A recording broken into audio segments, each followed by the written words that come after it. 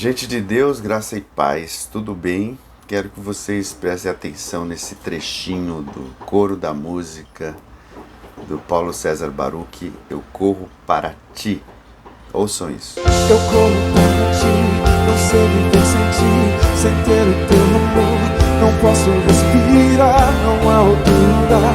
Só em teus braços eu encontro o que preciso ter. Eu corro para ti. Essa música faz parte de um álbum, chamado Multiforme, que foi lançado em 2010. Aliás, o álbum que concorreu ao Grammy de melhor música cristã latina à época.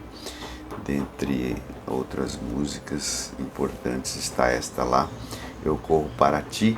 E eu queria pensar com vocês justamente sobre isso, essa coisa de correr para Deus, né? E de modo bem prático, pensar o seguinte, de fato nós precisamos sempre correr para Deus. Mas correr para Deus quando? Na hora do desespero, na hora em que as coisas não funcionam como esperamos, na hora de um diagnóstico ruim, na hora em que o emprego falta, na hora em que falta o dinheiro, enfim, quando não sabe lidar com as situações dentro de casa, nas relações conjugais ou com os filhos, claro, também, né? Mas para além disso, nós devíamos sempre correr para Deus, independentemente das circunstâncias. Correr para Deus no começo do dia, pensar em Deus, se alimentar da sua palavra, pensar na sua grandeza, na sua presença durante a vida, nas coisas que você vai fazer, ou se você tiver um dia de folga, especialmente, pensar em Deus. Tão necessário isso porque a palavra, por exemplo, é comparada a pão. Jesus falou em alguma medida isso quando ele diz: eu tenho uma comida para comer que vocês não conhecem. Ele falou para os discípulos, ali no episódio da mulher samaritana, que era conhecer a vontade de Deus, que era saber a vontade de Deus, que era se relacionar com Deus.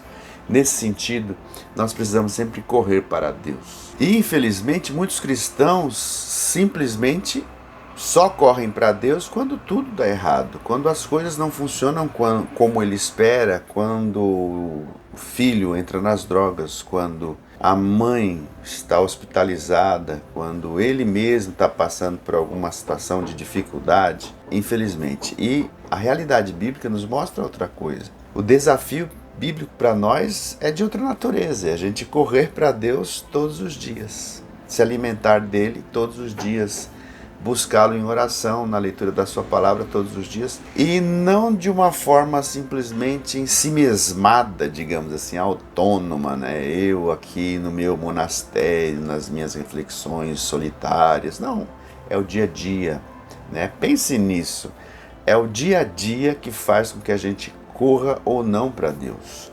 Correr para Deus no trânsito, correr para Deus quando você está deitado, correr para Deus quando você está descansando, quando você está lendo um livro, quando você está pensando em pessoas. Sempre existe uma necessidade da gente ir em direção a Deus, porque sem Ele não existe sentido a nossa vida. Se nós observarmos o Salmo 19, ele vai dizer o seguinte, que a palavra dos meus lábios e o meditar do meu coração sejam agradáveis a Ti, Senhor meu, rocha minha. A exortação bíblica segue nessa direção da gente se aproximar de Deus. Eu não estou aqui tirando-nos do cotidiano, como vocês perceberam, e colocando a gente num mosteiro ou em algum lugar recluso, mas estou falando que é no dia a dia, desde que levantamos até quando nos deitamos e dormimos novamente, devemos correr para Deus, buscar a Deus. Também não estou dizendo que com isso nós vamos ser pessoas meio extraterrestres que não conversam com ninguém, que não falam nada, que não participam de nada, que vivem isoladamente de modo algum. A vida que Deus nos deu é para ser compartilhada com e sem palavras, como alguém da Idade Média já disse. Na realidade, o que eu estou chamando aqui de correr para Deus é pensar em Deus, que deveria ser um hábito. Talvez seja isso que Paulo quis significar quando ele escreve aos Tessalonicenses: orai sem cessar. Deus abençoe você, graça e paz.